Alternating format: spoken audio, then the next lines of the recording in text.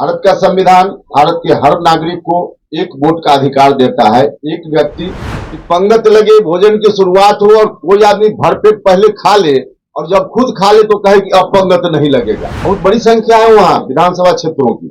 वहां अगर फिर ऐसी कुछ घटना हो गई। नमस्कार, मेरा नाम कृष्णा कुमार है। आपने देखना शुरू कर दिया एकदम कड़क। एनडीए के एक घटक दल उपेंद्र कुशवाहा, जो अभी राज्यसभा के मेंबर है, उन्होंने एक प्रेस वार्ता की जहां पर अन्य मुद्दों पे बात की। जहां पर उन्होंने प्रेस वार्ता में उन्होंने कहा कि एनडीए में जो 2024 में लोकसभा का चुनाव हुआ, वहां पर कुछ लोग अमित शाह और नरेंद्र मोदी का बात ना मान करके बहुत नुकसान किए, जहां पर सीट हार गए।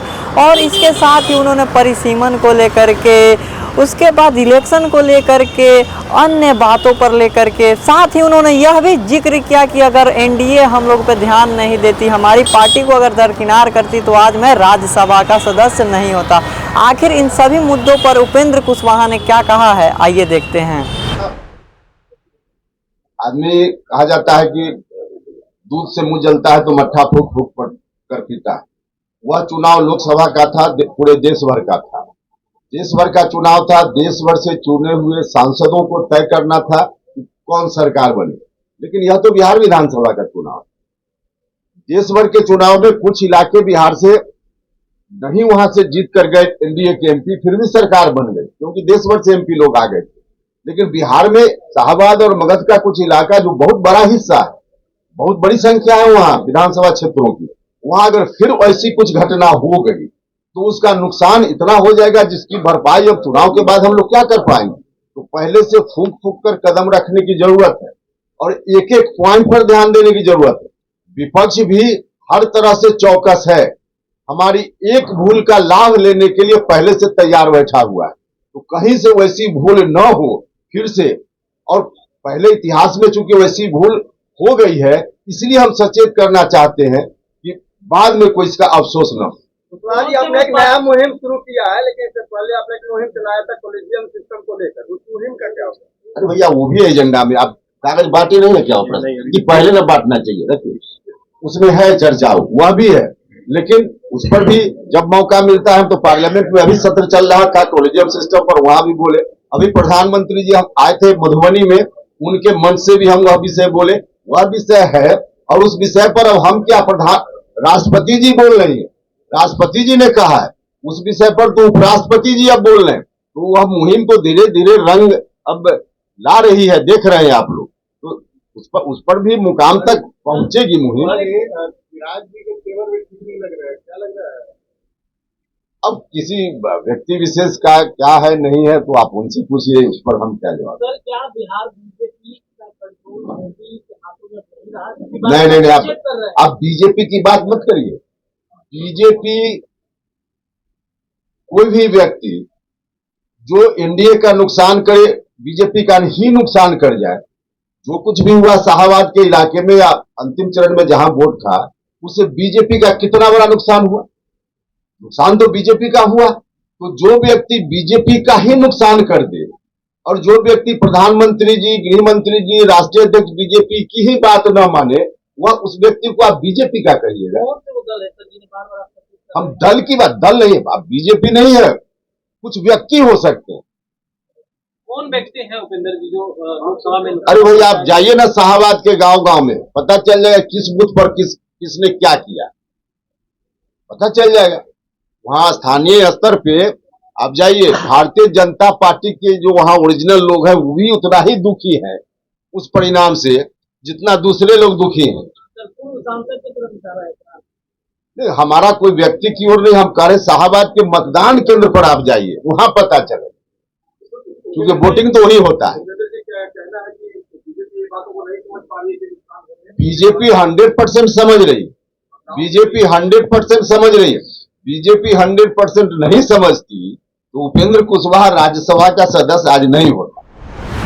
अब आप यही चीज है जो लोगों को बताना है। हम आप जब इन चीजों को नहीं समझ पा रहे हैं ठीक से, और हम जो साउथ के लोग जो तर्क दे रहे हैं, हम बिना समझे बुझे उनके तर्कों के साथ सहमत हो जाते हैं। यहीं से गलती की शुरुआत होती है। 1971 आजादी के पहले तक हमारी आबादी लगभग नहीं के बराबर बढ़ी, बाद में भी थोड़े दिनों तक नहीं के बराबर बढ़ी। हाँ, ठीक है कि आजादी के 10 साल के बाद या आजादी के तुरंत बाद भी कह सकते हैं, तब हमारी आबादी बढ़ी। दक्षिण के लोगों की आबादी 150 साल में 1881 ब्रिटिश शासन में सबसे पहली बार जनगणना की शुरुआत उस समय हुई। तब से लेकर आजादी के समय तक लगभग 150 साल, उन 150 सालों में उनकी आबादी लगभग 100% बढ़ी। हमारी आबादी उस समय नहीं बढ़ी। नहीं क्यों बढ़ी या बहुत ही कम, निग्लिजिबल। इसका कारण था कि अंग्रेजों के शोषण के शिकार हम हुए। अंग्रेजों का बैटलफील्ड और शोषण के लिए यही इलाका जो हिंदी बेल्ट है, मुख्य रूप से बिहार सहित बाकी अगल बगल के राज्य में, यही अंग्रेजों का शोषण शुरू हुआ। अंग्रेजों के शासन का जो आतंक था यही हुआ। स्वाभाविक रूप से यहाँ के लोग ही आंदोलन में सबसे ज्यादा सक्रिय हुए, यहाँ के लोगों ने ही सबसे ज्यादा कुर्बानी दी। इस कारण से हमारी आबादी जिन दिनों नहीं बढ़ी, तो उसका 1971 में जो फ्रीज किया गया, उस समय तक या उसके थोड़ा पहले तक दक्षिण के राज्यों की आबादी बिल्कुल पीक पर थी, तो उसका लाभ उन लोगों को मिल गया। जब हमारी आबादी उसके बाद बढ़ने लगी, तो अब दक्षिण के लोग कहते हैं कि इनकी आबादी अब बढ़ रही है, हमने कंट्रोल किया। देखिए, आबादी बढ़ने का एक तो उसका एक साइंटिफिक कारण भी होता है, उसका ट्रेंड होता है।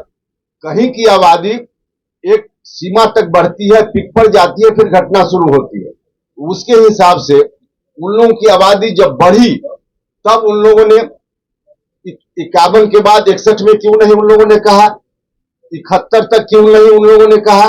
इसलिए नहीं कहा कि उनकी आबादी उस समय तक पीक पर थी, उसका लाभ उनको मिल रहा था। तो यह तो उसी तरह की बात हुई कि पंगत लगे, भोजन की शुरुआत हो और कोई आदमी भरपेट पहले खा ले, और जब खुद खा ले तो कहे कि अब पंगत नहीं लगेगा।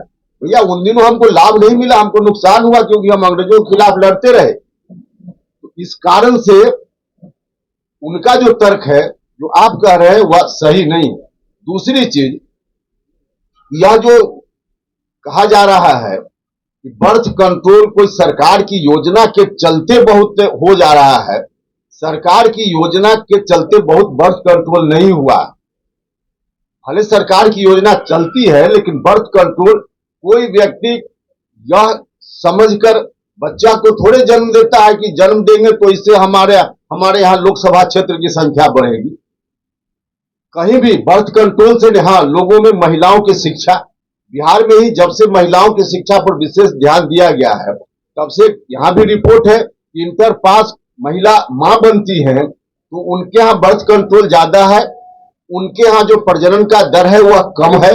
जो अशिक्षित लोग हैं उनके यहाँ प्रजनन का दर ज्यादा है, तो वहां के राज्यों को शिक्षा का मौका ज्यादा मिला, हम लोगों के यहाँ के लोगों को कम मिला। तो इन कारणों से अब हमारे यहाँ के लोग, शिक्षा में भी महिलाएं आगे जा रही हैं। अब जो विकास की गाड़ी आगे बढ़ रही है, इससे असर पड़ेगा, तब हमारे यहाँ बर्थ कंट्रोल होगा, जो होना शुरू भी हो गया है। इसलिए अभी जो दक्षिण साउथ के लोग तर्क दे रहे हैं, वह तर्क बिल्कुल गलत है, उनके फेवर में है, इसलिए तर्क दे रहे हैं, वरना पूरा सच वह नहीं। जाए इस बात के लिए कुछ कार्यक्रम भी वहां शिविर में तय हुआ। कार्यक्रम है, बिहार में कई जिलों को एक साथ मिलाकर के एक बड़ी रैली, अलग अलग जगह पर बड़ी बड़ी रैली करेंगे, जनता की भागीदारी उसमें होगी। और रैली की तैयारी के सिलसिले में जो हमारे साथी जाएंगे गांव गांव में, वहां भी जनता को अवेयर करेंगे इस विषय से। रैली में लोगों को इकट्ठा करके वहां इस विषय पर चर्चा करेंगे। और आप लोगों से भी आग्रह है कि आप सब लोग भी इस विषय को जन जन तक पहुंचाइए, क्योंकि बिहार का भारी नुकसान है। यह आप सब लोगों से भी आग्रह है। और हमारी पार्टी का कार्यक्रम तो तय है, जिसके हिसाब से हम शुरुआत में 25 मई को पहली रैली हम करेंगे शाहबाद की धरती पर।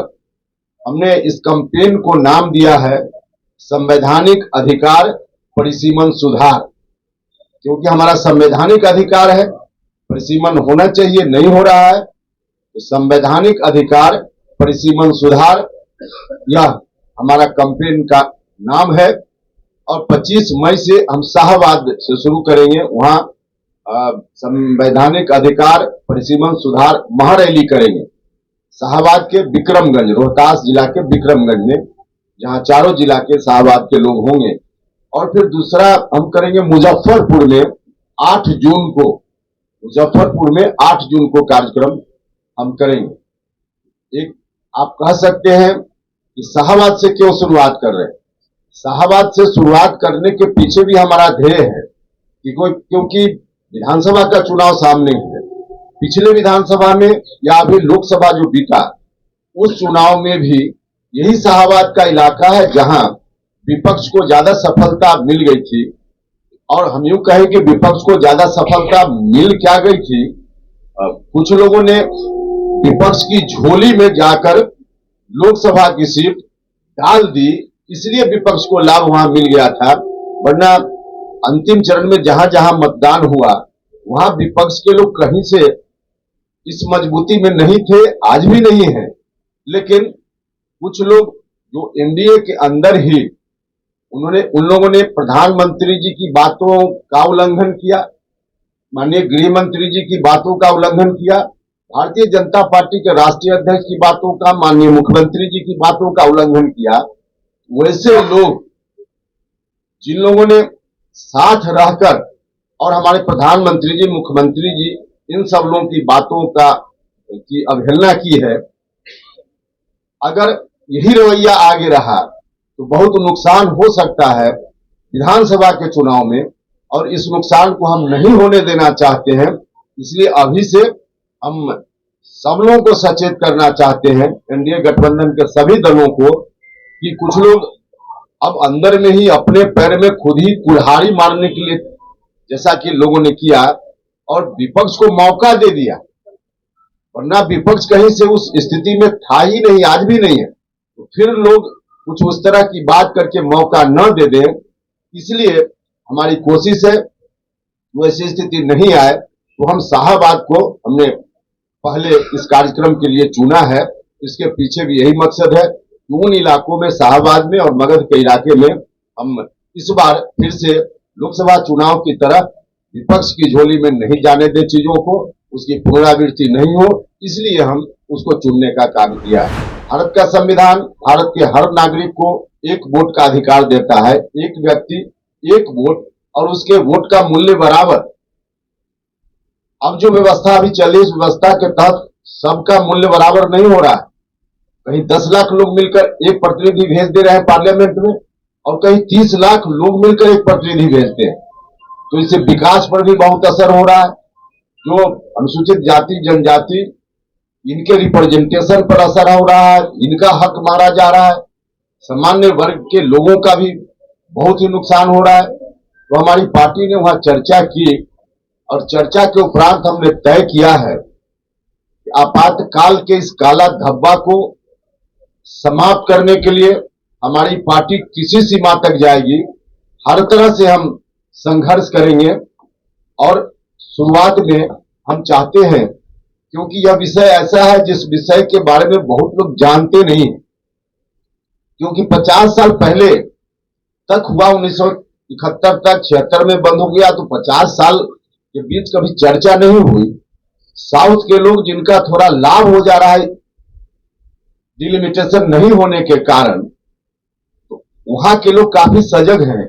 और पिछली बार जो सत्र चला लोकसभा का, लगभग हर दिन लोकसभा में वहां के लोग फिर से माहौल बनाने की कोशिश करते रहे, भारत सरकार पर दबाव बनाने के लिए लोकसभा में और लोकसभा से बाहर भी। उन राज्यों के कुछ नेताओं का लगातार बयान आ रहा है, लेकिन हम लोगों के इलाके में बिहार सहित कुछ राज्य जो प्रभावित है, ज्यादातर राज्य प्रभावित है, वहां से कोई आवाज नहीं उठ रही है, क्योंकि ऐसा विषय है जिस पर 50 साल से चर्चा नहीं हुई। तो सामान्य तौर पे आम लोगों को जानकारी भी नहीं है कि क्या है।